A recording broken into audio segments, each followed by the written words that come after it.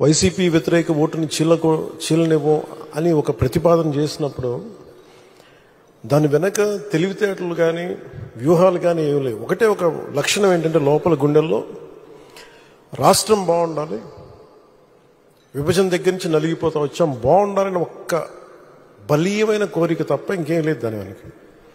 కానీ అది సాధించడానికి ఎన్ని అవరోధాలు ఎదుర్కొన్నాం, అసలు జరుగుద్దా లేదా, ఒప్పించగలమా లేదా, ఎన్ని పడి పడి పడి కింద పడి మీద పడి ఈ రోజున ఇక్కడ గెలిచిన గౌరవ సభ్యులందరూ ఎంపీలు కానీ ఎమ్మెల్యేలు కానీ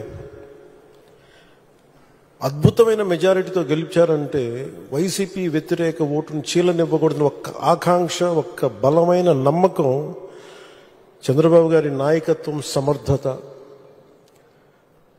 ఈ దేశాన్ని మూడవసారి ప్రధానమంత్రిగా పగ్గాలు చేపట్టి ముందుకు తీసుకెళ్తున్న నరేంద్ర మోదీ గారి నాయకత్వాన, పురంధేశ్వరి ఆయన దిశానిర్దేశంతో, పురంధేశ్వరి గారి నాయకత్వంతో, తెలుగుదేశం నాయకులని చాలాసార్లు చెప్పాను, వాళ్ళందరి సమిష్టి కృషితోటి ఒక అద్భుతమైన విజయాన్ని సాధించాం. నాకు చాలాసార్లు అనిపించేది, ప్రతిసారి ఏం చెప్పాను, రోడ్ల మీదకి వెళ్తున్నప్పుడు మీరు గెలవరండి, ఇప్పుడున్న వైసీపీ గెలుస్తుంది, మీరు గెలవరు. ప్రతిరోజు బయట వాళ్ళు ఎవరు చెప్పేవాళ్ళు, మనతో పాటు పక్కన ఉండేవాళ్ళు చెప్పేవాళ్ళు మాట. అసలు నమ్మకం ఉన్నది ఎవరికి అంటే అసలు చెక్కు చెదరని గెలుస్తున్నాం కొడుతున్నాం నెగిటివ్ థాటే ఉండకూడదు, 170కి 160 కొట్టాలన్న మొదటి రోజు నుంచి చెప్పింది శ్రీ నారా చంద్రబాబు నాయుడు గారు చెప్పారన్నమాట. మనం అనుకుంటున్నాం, చేస్తున్నాం, చాలా జాగ్రత్తగా ఉంటారు, వ్యూహాలు ఉంటాయి, అన్నీ ఉంటాయి. కానీ ఎక్కడా కూడా ఆయన దగ్గర నుంచి నేను నేర్చుకుంది కించిత్తు అధైర్యం లేదు, భయం లేదు ఆయన దగ్గర. అంటే ఆయనకున్న అపారమైన అనుభవం నేను ప్రత్యక్షంగా చూశాను, జాతీయ స్థాయిలో చూశాను, ఆయన రాజమండ్రిలో ఉన్నప్పుడు చూశాను. అసలు ఈయనకి నేను ఒకటే అనుకున్నాను లోపల కొంచెం, అంటే ఈయనకి ఏమి జరిగినా అసలు భయం అనేది ఏ క్వశ్చన్ లేదు ఈయనకి. అంటే ధైర్యం తప్ప.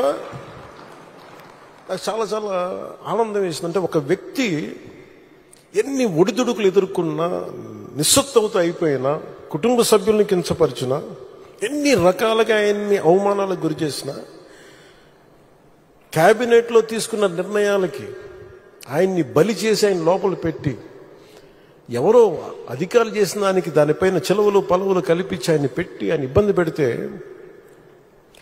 ఆ రోజు నేను కలిసినప్పుడు అనిపించింది అసలు ఆయన గుండెల్లో చెక్కు చెదరలేదు ఆయనకి.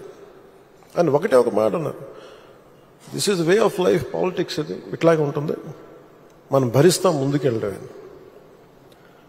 నాకు అనిపించింది నేను ఆయన అలాంటి వ్యక్తి పక్కన ఉండి అడ్మినిస్ట్రేషన్ ఒకటి నేర్చుకోవడం, కష్ట సమయంలో అసలు ఎలా ఆయన్ని చూసి నేర్చుకోవాలి. ఒడిదుడుకులు, పొలిటికల్ ప్రాసెస్ ఒడిదుడుకులు ఉంటుంది, వ్యక్తిగతమైన దాడుల దగ్గర నుంచి కుటుంబ పరంగా అన్ని రకాలుగా. కానీ అట్లా తట్టుకొని అసలు ఎవరన్నా ఊహించలేం కదా. ఒక 53 రోజులు ఆయన్ని పెట్టి అలా ఉంచితే నన్ను షూటింగ్లు చేయమంటే నేను చేయలేకపోయేవాడిని, తప్పు సంకేతాలు వెళ్ళిపోతాయని. నేను డేట్స్ ఇచ్చినా కూడా నేను ఆపేస్తాను ఆ రోజున. ఎందుకంటే ఆయన అంత సఫర్ అవుతా అని ఉంటే నేను బయటికి వెళ్ళి షూటింగ్ చేయడం కూడా నాకు ఇబ్బంది అనిపించేసింది. నా ప్రొడ్యూసర్ చెప్పాను, 2 చేతులు క్షమించమని చెప్పాను ఆ రోజున. తప్పట్లేదు, నాకు రాష్ట్ర ప్రజల కోసం మారాలి ప్రభుత్వం, అందుకని చేస్తాను, దయచేసి మీరు అర్థం చేసుకోండి అని. అంత నేను చేయగలిగానంటే ఆయన తట్టుకున్న విధానం నన్ను కూడా ఎంతో కొంత ఒక చేయూతనిచ్చేలా చేసింది. నా స్వార్థం వల్ల వ్యక్తిగతంగా నేను ఎదిగిపోవాలి, నా కోరికల్లో రాష్ట్రం విభజన జరిగినప్పటి నుంచి ఈ రోజుకి మనం నలిగిపోతా ఉన్నాం. మనకి తెలంగాణలో మనం దాదాపు 3వ వంతున్నాం అభివృద్ధిలో. సంతోషం, మన తోటి తెలుగు రాష్ట్రం ఆనందం. మనం పోటీ పడాలి, ఎదగాలి అంటే అనుభవం, పొలిటికల్ ప్రాసెస్లో అనుభవం ఒకటి చాలా చాలా కీలకమైంది.